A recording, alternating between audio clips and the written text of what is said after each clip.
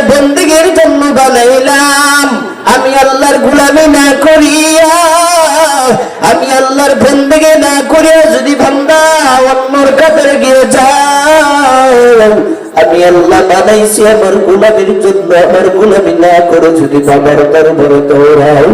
আমি আল্লাহ বানাইলাম আমার নামাজ পড়বে, আমার হজ করবে, আমার যাকাত করবে, আমার বন্দেগী করবে রে গোলাম।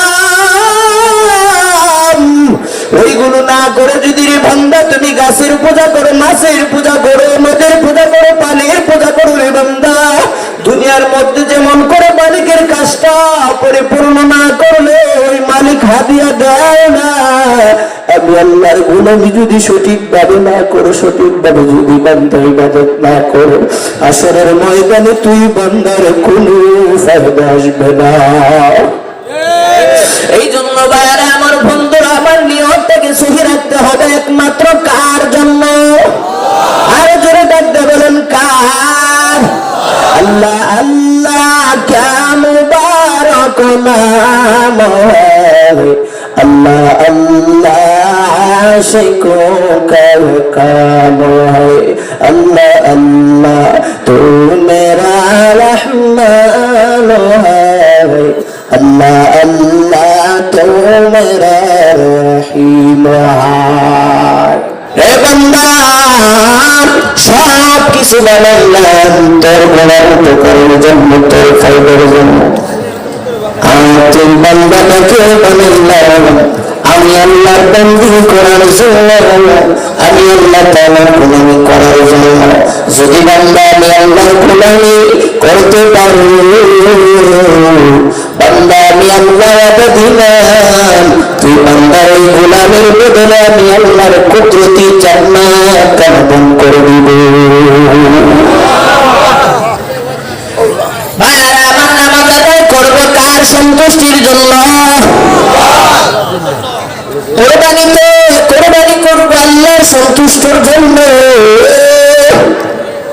কারণ সারাদিন কাজ করার পরে যদি আমার মালিক বলে তুমি ওই কাজগুলো পছন্দ হয়, সারাদিন কাজ করার পর ওই মালিক যদি বলে আমার কাজটা পরিপূর্ণ হয় নাই, হাজিরা দেব না, অন্যত্র কোনো মুসলমান জবাব দেয়, তাহলে ওই কাজ করার কোনো ফায়দা হবে না।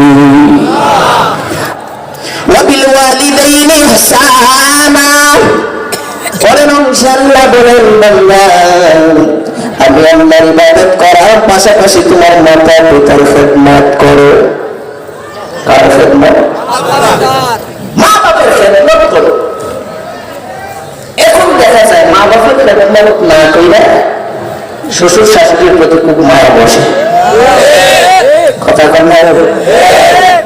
মা বাবার খেদমত না কইরা শ্বশুর শাশুড়ির খেদমত।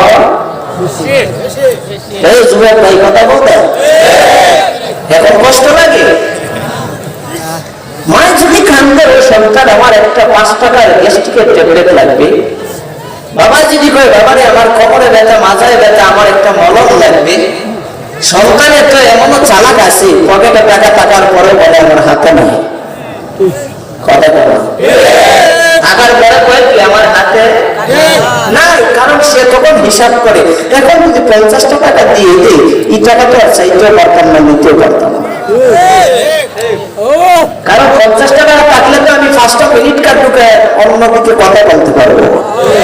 কথা বলবো আরে বাবার বাবারি 50 টাকাতে এমনি ঢুকালে তো আমি নেট চালাতে পারবো। আম্মা আমার কাছে চাইছে না দিলে কি হয়েছে, ভাই তো আছেই, বড় ভাই, বড় ভাই দিব না, নিজের দায়িত্বের খবর নাই।